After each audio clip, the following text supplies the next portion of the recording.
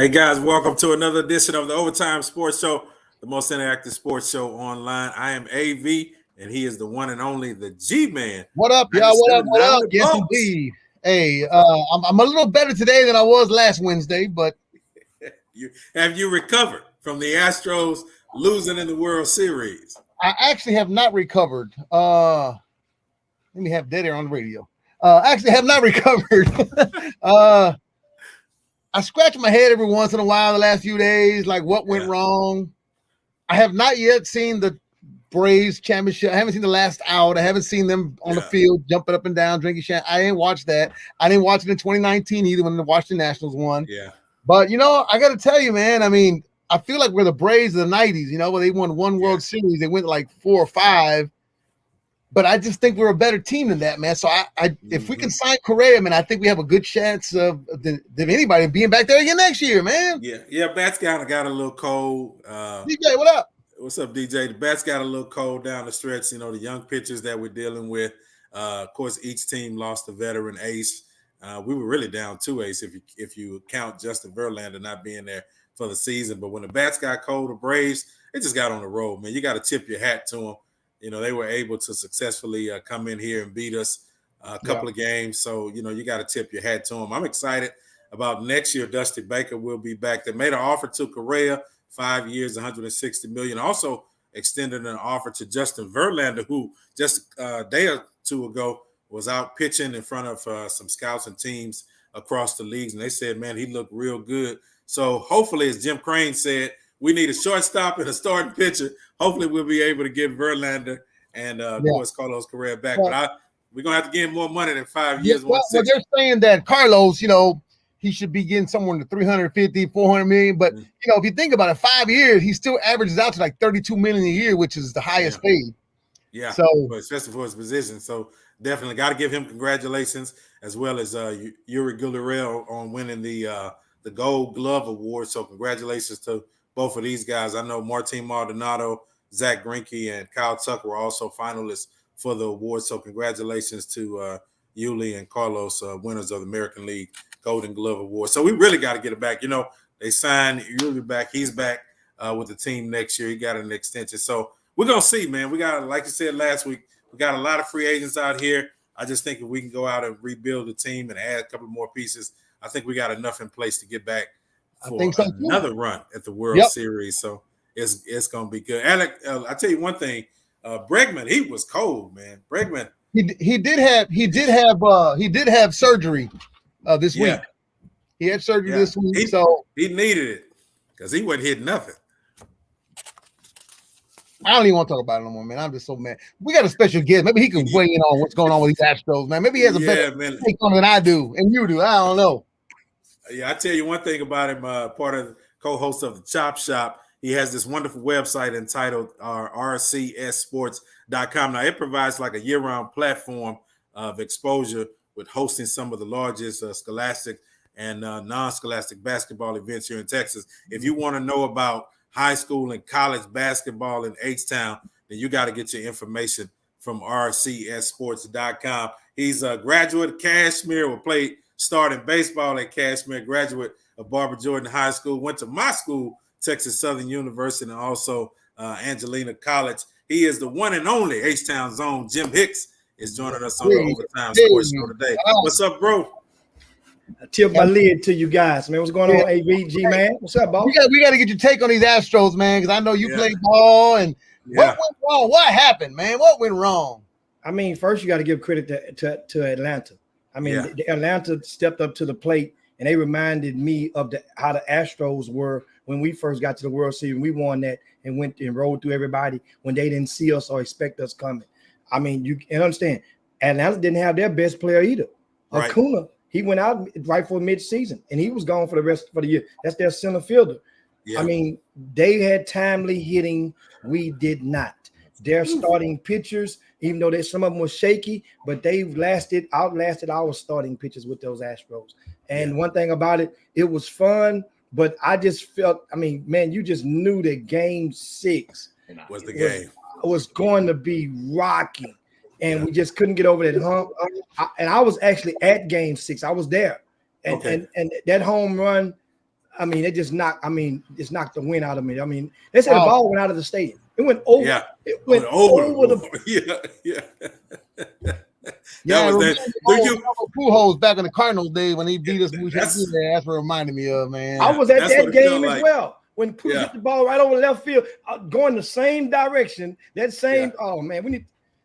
So let me ask you this, Jim. Do you think we probably lost the series in Game 4 when we went to the bullpen and we were up, 2-0 for the majority of the game? Went to the bullpen and it turned, man. It seemed like I thought that was a pivotal point for us in that series. If we could have got Game 4, I think that would have set us in the right direction. Oh, for sure. Well, I mean, managers, Dusty Baker, all managers take gambles and they make decisions, and either they come back to bite them on the butt, or you go and you come out as a hero for making that wonderful decision like a maestro. Dusty Baker, he did a great job. Yes, that Game 4 with that 2-run lead, I think that was Greinke on the mound at the time. And Greinke, I don't know what happened. It will come out. Obviously, Greinke got in Dusty's doghouse, in a serious doghouse in the middle of that season. And you could tell because there was no reason why you wouldn't even play him. It was some situations in the playoffs when the Astros up 5, 6, 7 runs. You could have just threw Greinke out there just to let him get some BP in. That's batting practice. But it can't. I think you erase that because we got to win on the road. The Astros lost at home. They came back and won on the road, which retained them the home field advantage. We got back to Houston for Game 6.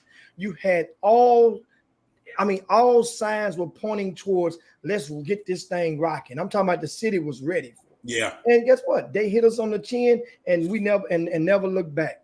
And that's the thing about it. I mean, we didn't get nothing. You mentioned Bregman. It was a horrible series, pretty much for Bregman. It was almost like whoever was in the rhythm, and from the top of our order, they made an adjustment, moved them down to like the 8th spot, and it worked, got us a victory. And but then guess what? Hey man, come on now, G-Man, 5 straight first place finishes for this team, man. Winning is a culture. We won 100 games a couple of years, 100. We won 90 something this year. Yeah. Guess what? The Astros, and you know what? We only going to lose possibly Correa this year. Yeah. You can't miss what you never had. So I'm not even counting Verlander. I mean, he's 38 years old. You don't know what you're going to get up to Tommy John surgery with him. But we lose Correa. Guess what? Astros got a bag. They got one of those double bags. When you go to the grocery store, Wine Garden back in the days, sir. Those old bags, not the plastic ones, the brown bag. Yes, double it up. That's what we got. They got a double up bag. We good.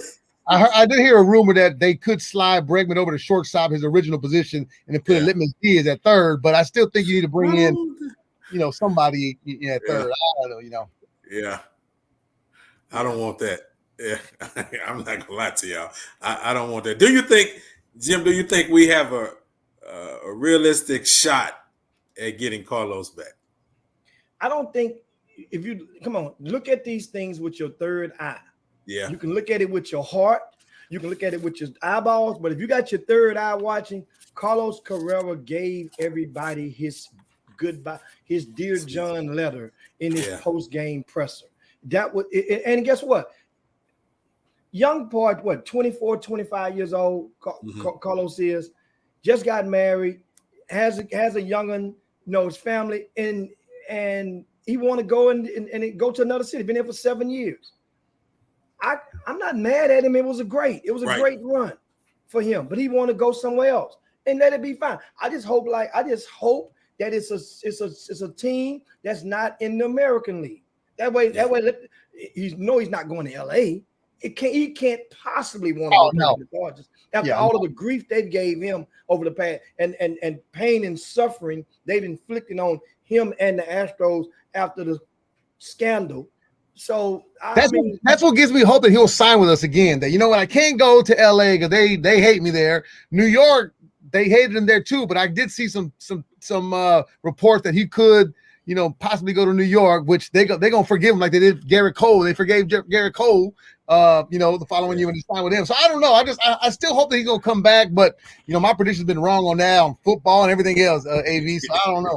Yeah, it's gonna be tough. Listen, Jim, I want to jump into because I'm excited about what you bring and offer to the city. We're avid G-man like me. We're avid fans of the local high school scene, and then on the college scene, basketball season is here. And I know with RCS Sports.com, man, you are the encyclopedia of information, not only for coaches, but for city sports writers and everybody else to come to you to get information about our players. But tell everybody a little bit about RCS Sports.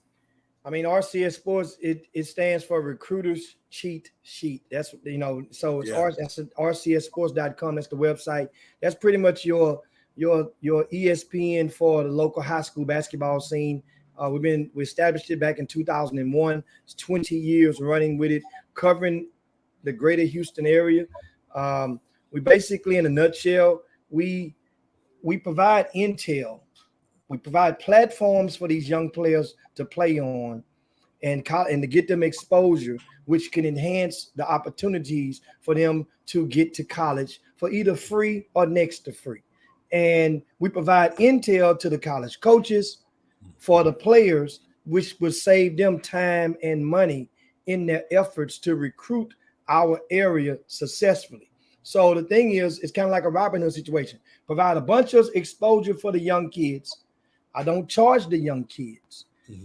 The college coaches pay a subscription rate on an annual basis.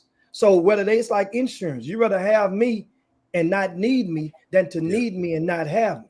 Right. And once again, I don't charge the kids for their exposure in regards to that. So it's not like one of those things where come on over here and you got to pay all this. No. I get you to a school. I don't connect kids with schools. I don't work. I'm not a recruiter. I have a scouting service. There's two different things. Recruiting services, they charge the families and get money and for a fee to expose them to potential suitors. Scouting services get their money from the colleges in exchange for providing them with intel on video, whole nine. Say that again, G-Man. No, I said video, intel, like all video and video. But I don't do video. One of my assistants does and video, but we provide like reports. Just say like this is a report from the fall, and this is called. You see the recruiters cheat sheet inside this booklet.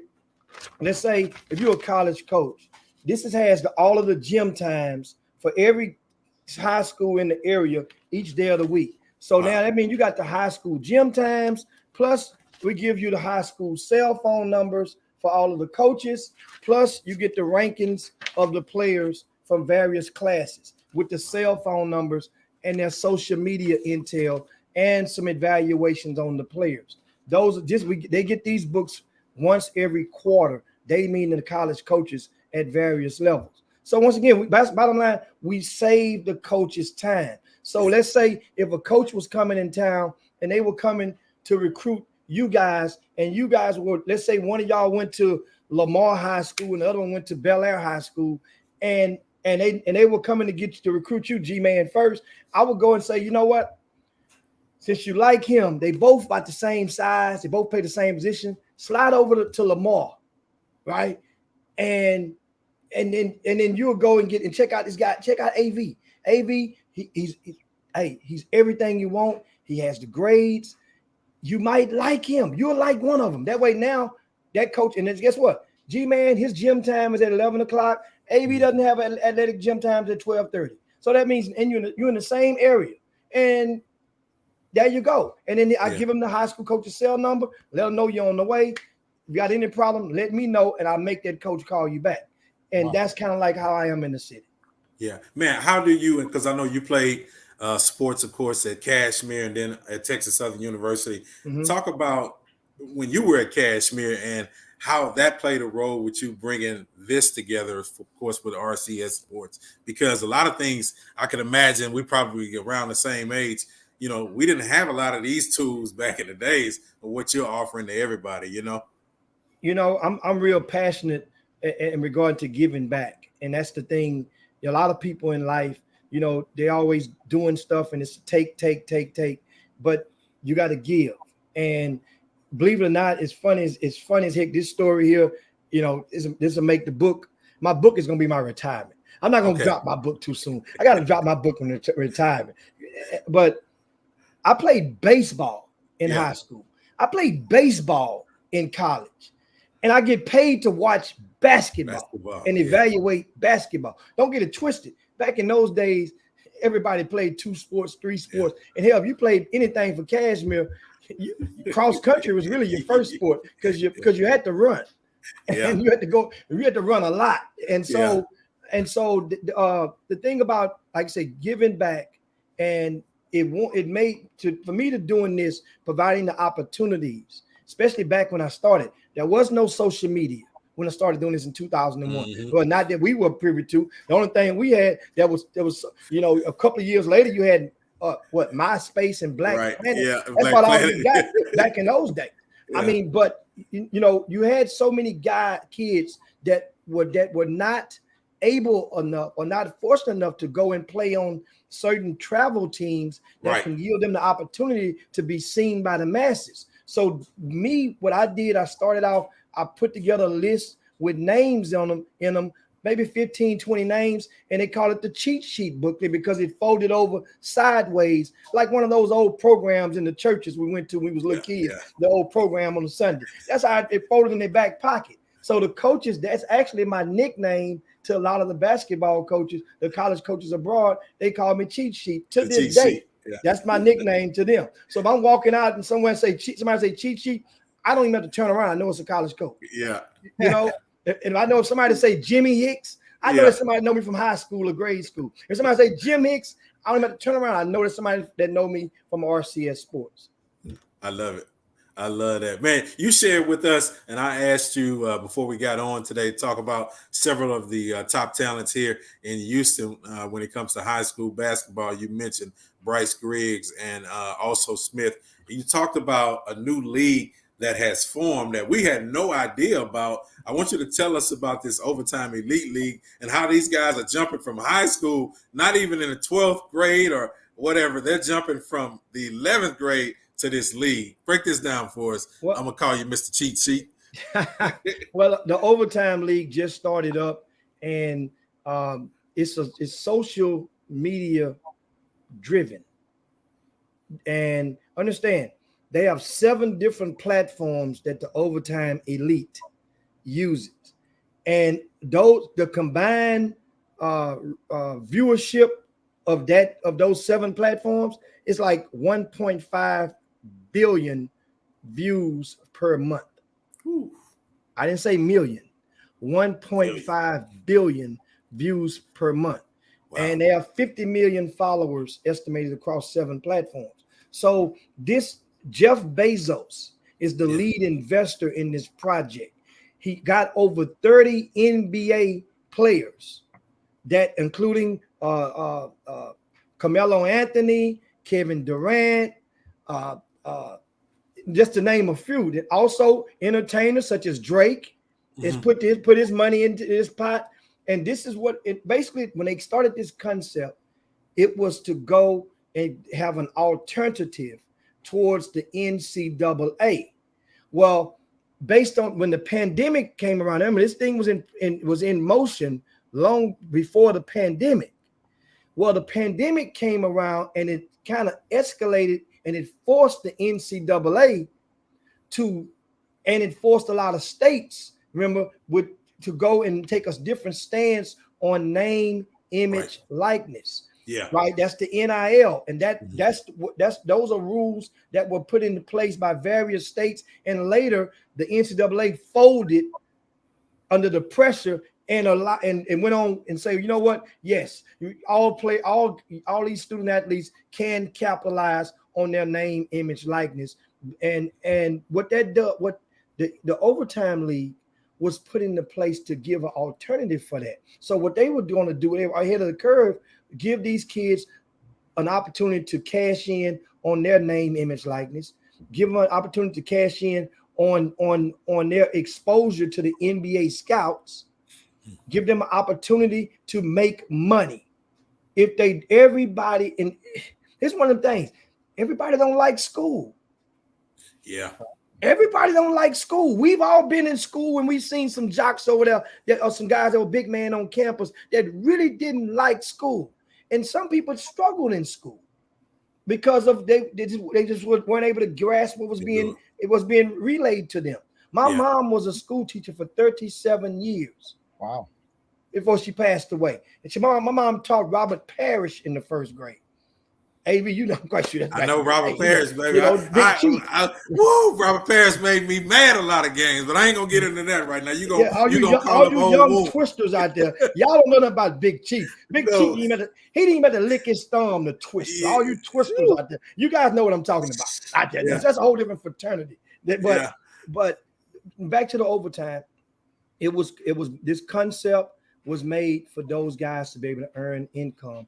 And now at the same time, they are foregoing their collegiate eligibility in doing so. And everybody has a salary at least $100,000. So Jim, you telling me these high school players, they're jumping, like we have two here in Houston, like we said at the beginning of the conversation, Bryson and Tyler both have left high school to be a part of the Overtime Elite League. And these guys are making no less than $100,000 right now. No less. At least $100,000 is the minimum.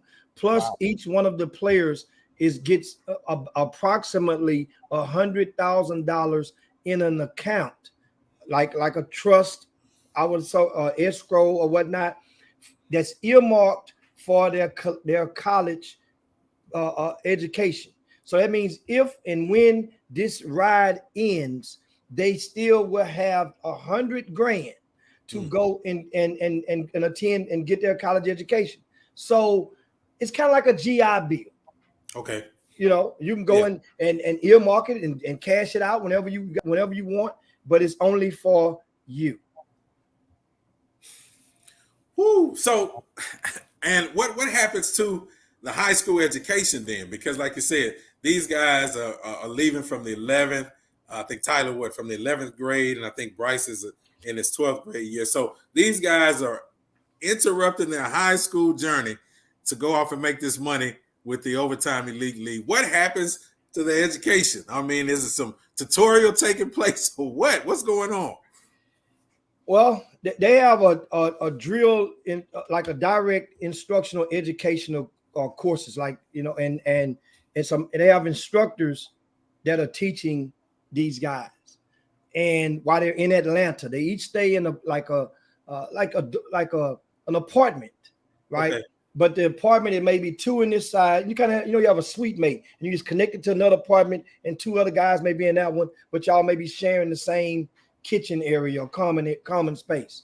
Well, from what I understand, is that they have instructors, they have lesson that they're supposed to do, I guess, going towards obtaining the qualifying high school, the equivalent of a high school diploma.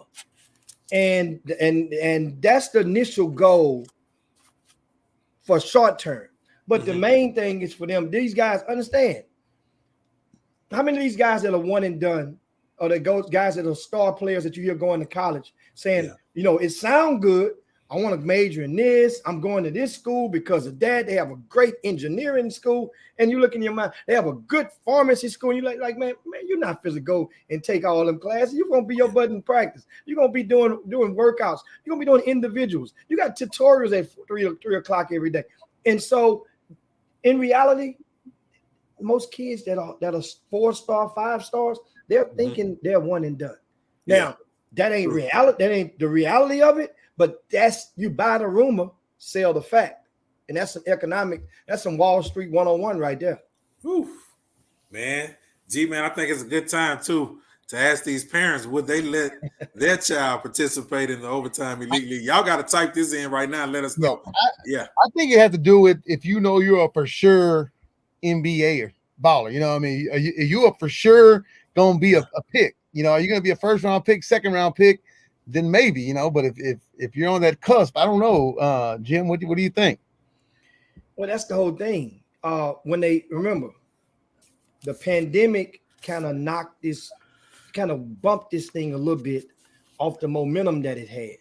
Because when the name, image, likeness rules were relaxed for the kids to go into college, you have a quarterback at Alabama got $1 million reported in endorsements as a result of name, image, likeness.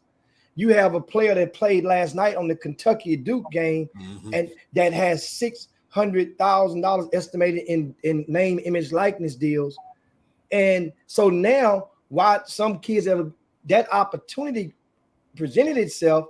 So for some saying, wait a minute, I might can make more money going to certain colleges if I have the option to do so than to go to this overtime and elite. So a lot of the talent that they would have lured in their trajectories, I'm just, I haven't seen their books or nothing, but I just know from just common sense. Oh, from with that third eye and that third ear, a lot of the talent that they would have possibly targeted and lured, they went to college, kind of like in Money Bates, who was Money Bates was a sensation last year in high school. He jumped. He skipped the 12th grade, tested out of high school earlier this year just to enroll at University of Memphis.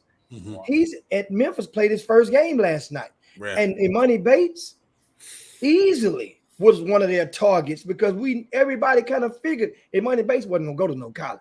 He wasn't going to go through all this stuff and be bound by those rules. But guess what? Memphis, who's one of the biggest corporate headquarters that's based in Memphis, is what? FedEx. Yeah. And FedEx, Money Bates has an endorsement, name, image, likeness deal reportedly with FedEx. FedEx, yeah. You see? Yeah, it makes sense. It definitely makes sense. Spend a year, like you say, one and done with Penny Hardaway. He's going to the league at the same time. You can lose your name, likeness, and image and make money. You got to deal with FedEx. That's a major deal fresh out of high school. Hey, man, I mean, that's, we're in a new time and era. The thing is, what I tell everybody is that, you have choices and consequences in life. And you make the choice. These kids aren't necessarily making these choices by themselves. There's a parent that's involved. There's a family that's involved. There's a support circle that's involved. And the thing is, for some people, for most people, it's probably not going to end out like you believed it would. The odds are stacked against you. There are only 435 players on NBA rosters combined. That's 435 of the best in the world. You're trying and thinking in your mind you're going to get one of those jobs. There are people that's gunning for those jobs that are in the G League right now, that have went the other routes like the G League initiative. The Houston Rockets, our first pick of the Rockets in that draft was Jalen Green from out of California. He went a non-conventional route, which did not go to college. He didn't want to. He took a $500,000 deal to play with the G League Ignite program. And that's what Rod Strickland, good friend of mine, runs that division, runs that on. And guess what happened? He went there. That's a little different from the overtime elite because the G League initiative, that's kind of like an umbrella. It's under the umbrella of the NBA. And there was no way that the NBA was going to let their first class of players in that particular startup league fail. It was no way they were going to let them fail. So 3 of those guys got picked in the lottery in the first round. Yeah. And so we just hope to see how this overtime elite thing, how it goes, how it transpires. Time will tell, and we'll know draft day, June 2022. Yeah. Hey, one thing I do know, these players getting paid, so this season it's going to be pretty nice for them. And you mentioned Jalen Green, and of course tonight we've got the number 1 overall pick, Cunningham, and Jalen Green battling it out as the Rockets will take on the Pistons. Man, how do you feel about these two draft picks? I like what Jalen brings to the Rockets and the future of it, and I'm looking forward to see what Cunningham is going to do in his first year in the league. I've been knowing Cade Cunningham. I've been watching him since he was like in the 8th grade, and he's out of Dallas, and you know, he's a talented. He's really, really good. He's really smooth. I mean, a lot of people got a chance to watch him for some of the first time while he was at Oklahoma State last season. And this is going to be this matchup. You got to realize Jalen Green has a head start because he's been playing a little longer in the season because Cade had an injury. It took him a couple of weeks before he joined the Detroit Pistons. But you realize the last 2 games, Cade Cunningham has finally got a feel of the NBA.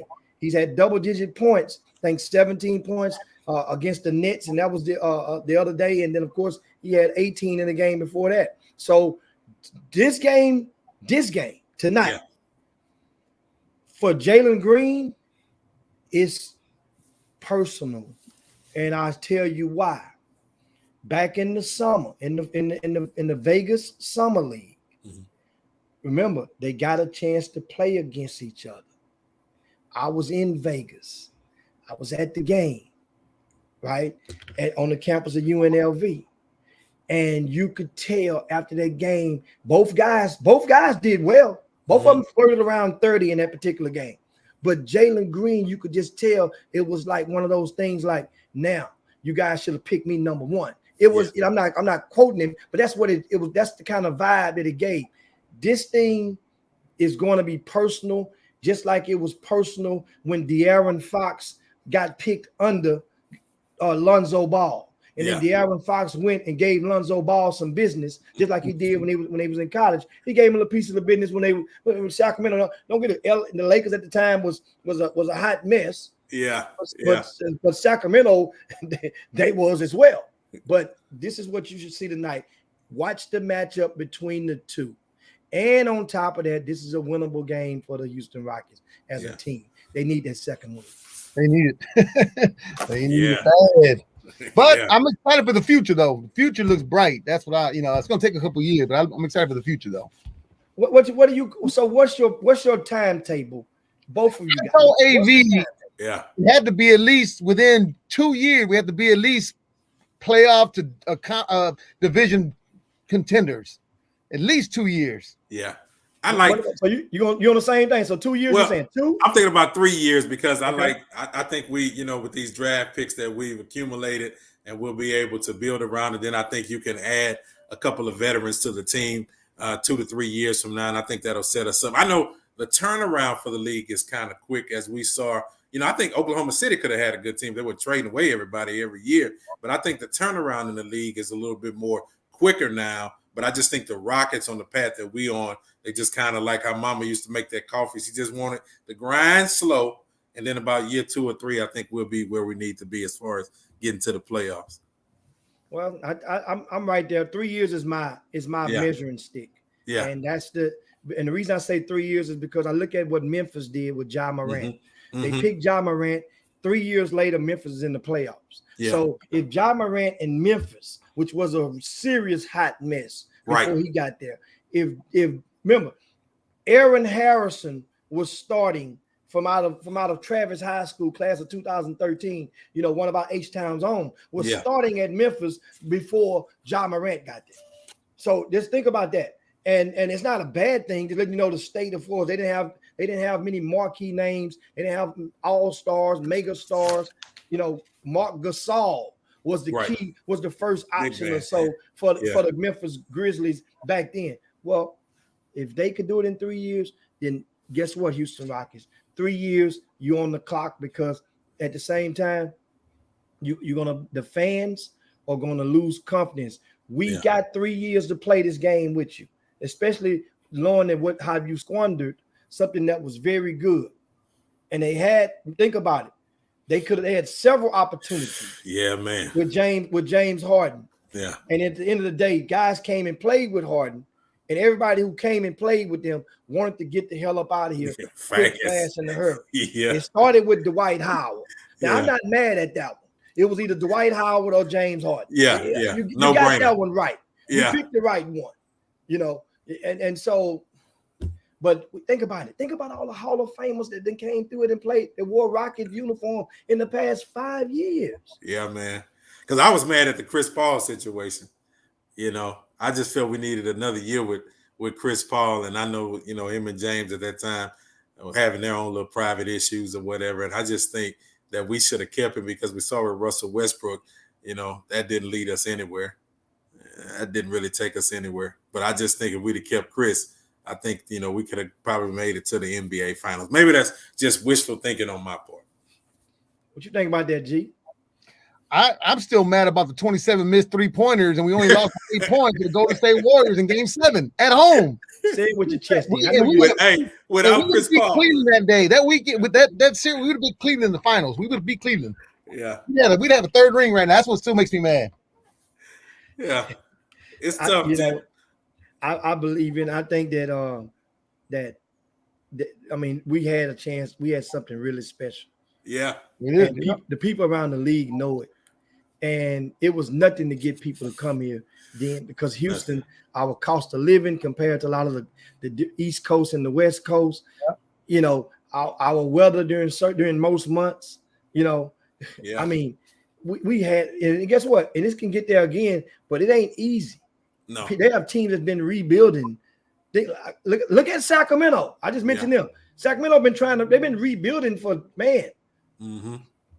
for years. Yeah, well, we see it with Denver, we see it with Utah, we see these things, even with Phoenix. I mean, look at Phoenix, man. And they added, Chris Paul. Went over the top. So, hey, this NBA Minute is brought to you by Hennessy. Never stop, never settle. Get you some Hennessy tonight. Make your night right. Hennessy will definitely set you on the right path. Listen, Mr. Cheat Sheet, before we let you get out of here, I know you said RCSSports.com. You've been covering high school basketball for 20 years. I'm about to put him on the spot, G-Man. I want to know before we get out of here. I'm not going to even ask you to name a full squad. I just want to know your top 5 high school basketball players over the last 20 years. I just need 5. That's it. That's all I need. You want to just keep it? You talking about period? You want to just keep it in Houston? Yeah, over the H-Town. I just want H-Town over the last 20 years. You've been covering. Last 20 years. We go by position. My point guard will be TJ Ford. TJ Ford, I was gonna say, yep. Okay. I'm writing it down that way. That way you guys that way we can stay with me. My point guard will be TJ Ford. Yeah, I agree. I'm gonna put him in the backcourt. McClellan. No. This is I went to Milby, that's why. Okay, Jawan, that's my nephew right there. You know what I'm saying? He shot like HBD. You know what I'm saying? He serving and protecting the community. That's my youngin', of course. But this is, understand, TJ is at my 1. Okay. Man. At my 2, I'm gonna go Daniel Gibson. I'm about to say Bowie. Bowie, yeah. I mean, I was going to put De'Aaron Fox in that spot. Okay. That would have been great too. And run a dual guard backcourt. But Daniel Gibson shoots it better than at the high school level. We're not talking about right now. He shot it better at the high school level than De'Aaron Fox did. Yeah. So at my 3. All right. Man. I'm gonna go Gerald Green. I had a feeling you were gonna say Gerald. I mean, based on his high school, on up, Gerald Green was. He's a highlight reel. Remember, he went pro out of high school. Didn't go to college. In a couple of years into the league, Gerald Green put a cupcake on the rim and in the dunk contest. Yeah. So that'll be my 4. Now, my 3. Now my 4 and my 5. You know what? At my 4, I'm gonna play a guy that played 4 positions, but I'm gonna use him at my 4. And I'm going to go Justice Winslow at my 4. Yeah. Justice Winslow was phenomenal. His daddy was phenomenal. He plays for the Clippers right now. Yeah, and his daddy, Ricky Winslow, actually, you're speaking of in the family, that's my second cousin from out of Natchitoches, Louisiana. Yes, sir. Yeah, and so Ricky, class of Jack Yates, 1983, I think Ricky came out. And my 5, my center, would be, you didn't even say positions. I don't know why I said center, because that was good. Because you gave me, I could have picked anything. I could have picked anything. It could have picked anything, right? Yeah. So if I'm gonna pick the last one, guess what I'm gonna do? I'm gonna add a player that's gonna be he didn't make the McDonald's All-American game. But this young guy, I'm gonna tell you, he scored 72 points in one game going against Daniel Gibson. He was a Jordan Brand All-American. He got invited to USA Basketball Developmental Festival, and he in high school, he was actually ranked ahead of Chris Paul. Ooh. This name is Tack Minor out of Booker Tack T. Minor. Washington. Remember that name. I mean, I got to remember that name, but his real name is Tarian Minor. Tack Minor was phenomenal. He was street cred. You had a kid named Tommy Mason Griffin came out in 2009. That was Tack Minor 2.0, but Tack was much faster and was a little bit taller and was extremely box office. Whenever he played, it was a packed gym. And in regarding to Tack, so I put him on. I got to put Tack on the list. All right, your top 5 right there. They win back-to-back NCAA championships. I mean, it's you say back-to-back NCAA championship. Yeah. I ain't gonna put them in the league. I'm just talking about the NCAA. Yeah, don't forget now. We got high school basketball. The season starts this weekend. Yeah, and I have the season open at the Campbell Center. Yeah. And we have 2 teams that'll be playing that's ranked in the top 20 in the nation. We have Duncanville, the number 1 in 6A, Beaumont United, number 1 in 5A, Dallas Fate Family, number 1 in 4A.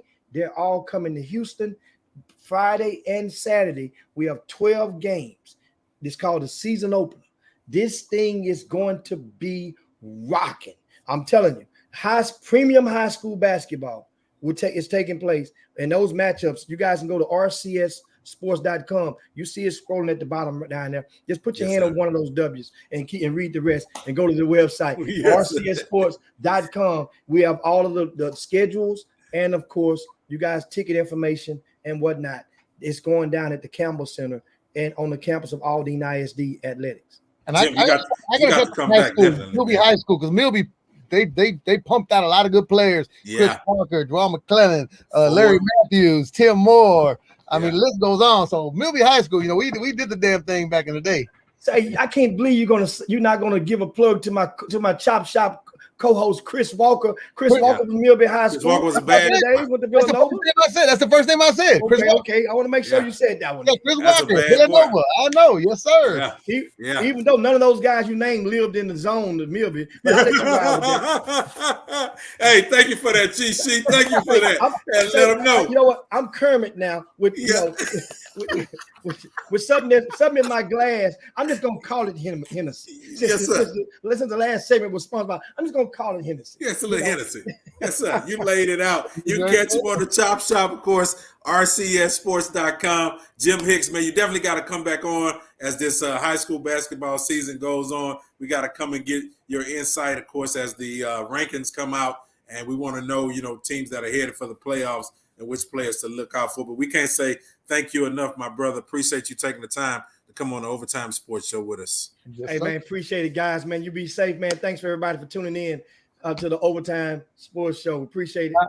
I know we talked a lot about basketball. Tomorrow, I'm going to be hanging out with Meta World Peace and Kevin Porter Jr. Oh, don't get tackled. We're doing my whole show. Me and Pimp are doing the whole show from 2 to 7 at the WSS on Tidwell with Meta World Peace and Kevin Porter Jr. Yeah. Oh, man. Awesome. Don't get tackled out there, man.